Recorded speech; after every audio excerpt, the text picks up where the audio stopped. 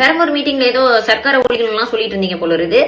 அண்ணே, முதல்ல ஒழிக்க வேண்டிய சர்க்காரே பாசிச ஒன்றிய சர்க்காரும் அதுக்கு விலக்கணும் உங்களையும் தானே. சரி, ஓகே, ஃபர்ஸ்ட்ல இருந்து வீடியோ போட்டுருக்கோம். இந்த அபியூசிவ் கமெண்ட்ஸ், அதுக்கப்புறம் இந்த கொலை மிரட்டல், அவதூறுகள், இதுக்கெல்லாம் கவுண்டர் ரியாக்ட் பண்ணி தான் வீடியோ போட்டுட்டு இருந்தேன். ஆனா இப்ப உங்களை அடிக்கிறதுக்கு என்கிட்ட 2 பாயிண்ட் இருக்குண்ணே.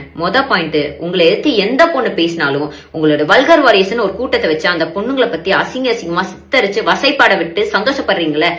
நீங்க தப்பி தவிர ஏதாவது ஜெயிச்சிட்டீங்கன்னா என்னென்ன ஆகுறது? அதனால நீங்க ஜெயிக்க கூடாது.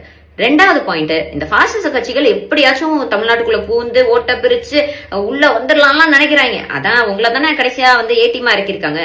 ஏன்னா நீங்க அந்த கேண்டிடேட் லிஸ்ட் வாசிக்கும் போதே தெரியுது, முக்காவாசி ஆளுங்க பிஜேபில இருந்து வந்த ஆளுங்க, அதுக்கப்புறம் RSS ஆளுங்க தான் ஜாஸ்தின்னு வச்சுக்கோங்க. இதெல்லாம் மக்கள் பாக்குறாங்க இல்லன்னு. அப்புறம் இந்த வல்கர் வாரியர்ஸ் வேற திமுக கடைசி ஆயுதமா ஜூலி அமைச்சிருக்குது அப்படிலாம் சொல்லி கதறிட்டு இருக்காங்க. அண்ணன், திமுக ஒரு மாபெரும் இயக்கம். அவங்களோட கட்டமைப்பு என்ன, அவங்களோட கொள்கைகள் என்ன, அவங்க தமிழ்நாட்டுக்கு செஞ்ச வளர்ச்சி திட்டங்கள் என்ன? திமுக காப்பத்தெல்லாம் யாரும் வர வேணானே. உன்ன மாதிரி ஸ்டார்டமையும் வல்கர் வாரியர்ஸ் மட்டும் நம்பி இந்த தேர்தலில் நிக்கிறல்லண்ணே. உனக்கு எதிர்த்து நிக்க என்ன மாதிரி ஒரு சாமானிய பெண்ணே போதுன்றது தானே பாயிண்ட்.